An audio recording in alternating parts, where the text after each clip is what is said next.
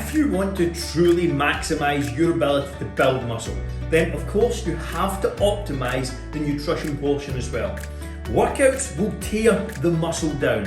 Nutrition, recovery and rest is what's going to build that muscle back up. So if you're in the gym, doing workouts, training, exercising, and you're not efficiently and effectively fueling your body over the next 24, 48, 72 hours, then you're not getting the most out of your sessions. And if you're like me, you're busy, you want to make the most of every minute you have in the gym and of every rep, set and exercise that you actually perform.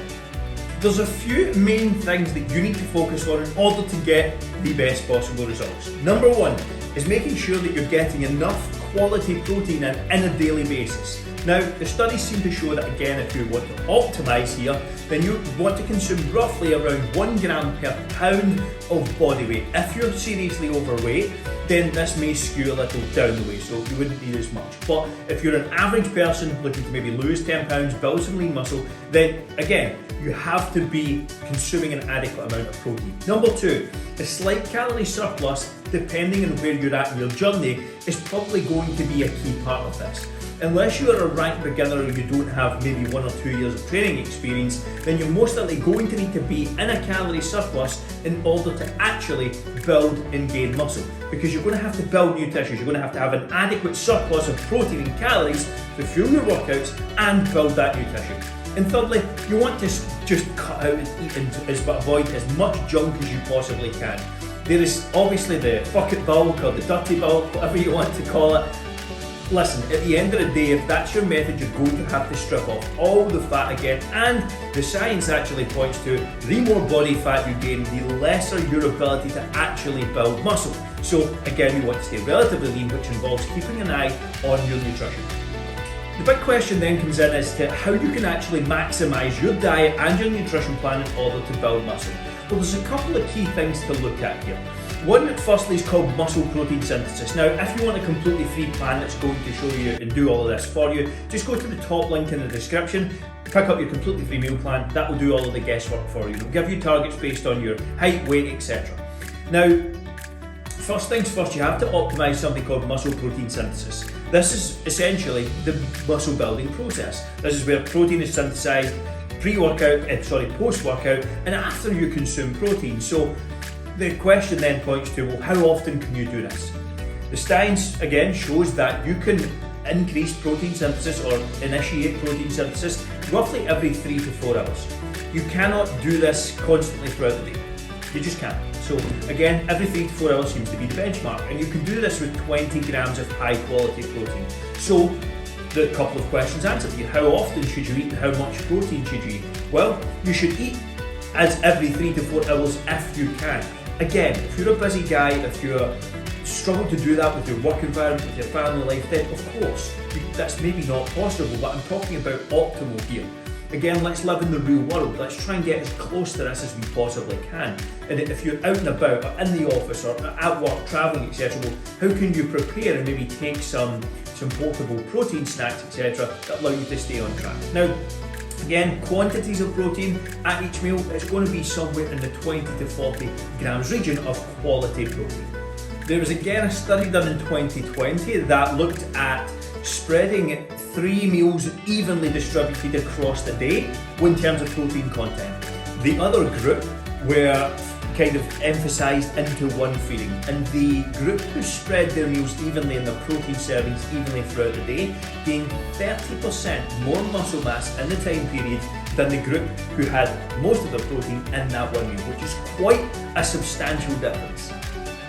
And finally, another point on kind of the timing aspect of protein here.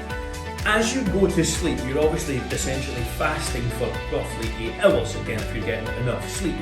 So there was again a research study done looking at the effects of consuming a larger quantity of protein pre-bed, and it seemed to show improvements in consuming 40-ish grams of protein pre-bed. Now again, this should probably come from slower digesting protein sources if you can, so things like cottage cheese, Greek yogurt, maybe eggs is a good one, and even casein protein. Again, what they tended to show was that allowed a more stable release across the period of your fast, which is of course during your sleep. and essentially led to better gains in recovery and growth. So having a larger protein serving pre-bed also tends to be beneficial. Again, I would suggest maybe having some fats in and around that time as well, as that's also going to help slow down that digestive process. Again, however, it depends when you train, as I like to position carbohydrates around my workout, although I wouldn't advise training late at night. The next part, we're going to talk about food choices. So what sort of food choices should you be considering if you want to maximise your ability to build muscle? Well, again, the ability to digest the food and what the actual quality of the protein source are going to play a key role in what you consume here. Now, again, there have been various studies done in what's called the DIAS score, and this scores protein on digestibility and the quality of it in terms of muscle growth. Now, there are a couple of things to note here. I will put it on the screen somewhere for you to have a look at, but you can obviously see towards the top are animal protein sources. Things like whey isolate as well, chicken breast, tuna fish, all that sort of stuff. The more plant-based proteins are lower on that scale, so if you are a plant-based vegetarian vegan, you're going to need to consume more protein in order to get the same effect. Now, these could be deemed as muscle building foods. Yes, they're going to help build muscle, but no food on its own in isolation is going to help you build muscle if you don't have all of the other components that go along with it. In terms of looking even further into the protein sources and looking at actual, let's say, fat, carbohydrates, etc., where do you go from there? Well, when it comes down to overfeeding, that's essentially what you're having to do when it comes to building muscle.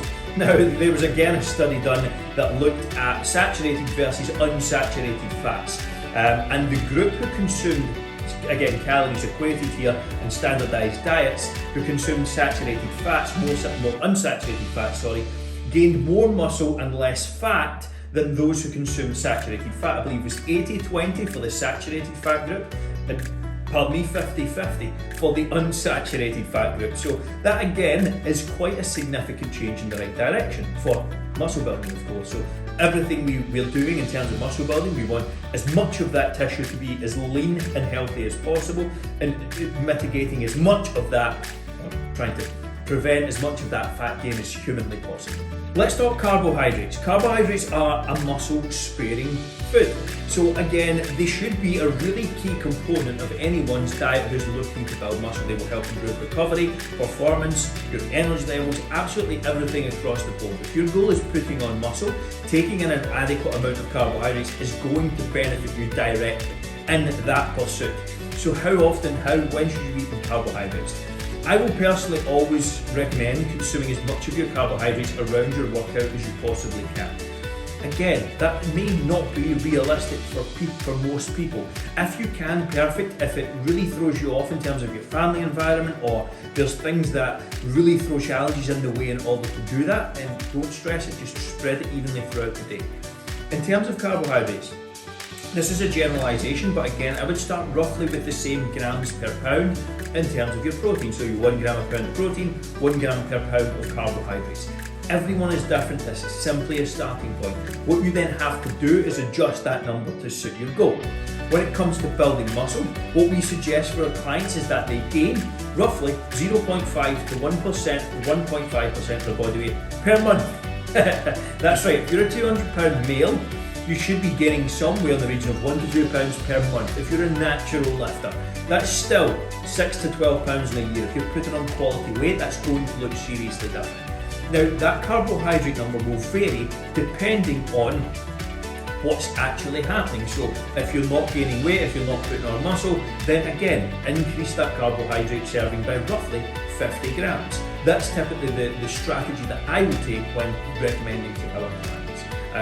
If you're maybe gaining too much too quickly, we'll drop it down. You need to drop it down, you need to monitor that, and again, keep a close eye on it. So typical targets, 1 gram of protein per pound of body weight for carbohydrates and proteins, and then for fats, somewhere 0.3 to 0.5 grams per pound. These are recommendations and generalisations. Again, if you want this done for you, there is a free meal plan in the description that will give you a guideline to start.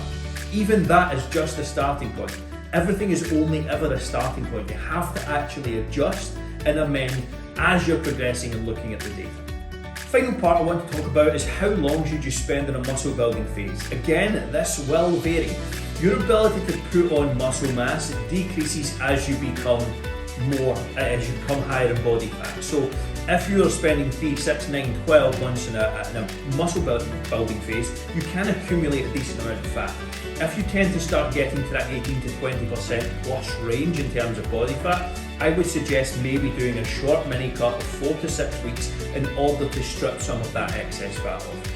There is something called cyclic nutrition or cyclic kind of lean gaining that you can do, if I can fucking speak right. We keep these going. Where, for example, you would maybe take 3 months of muscle building followed by 1 month of losing weight.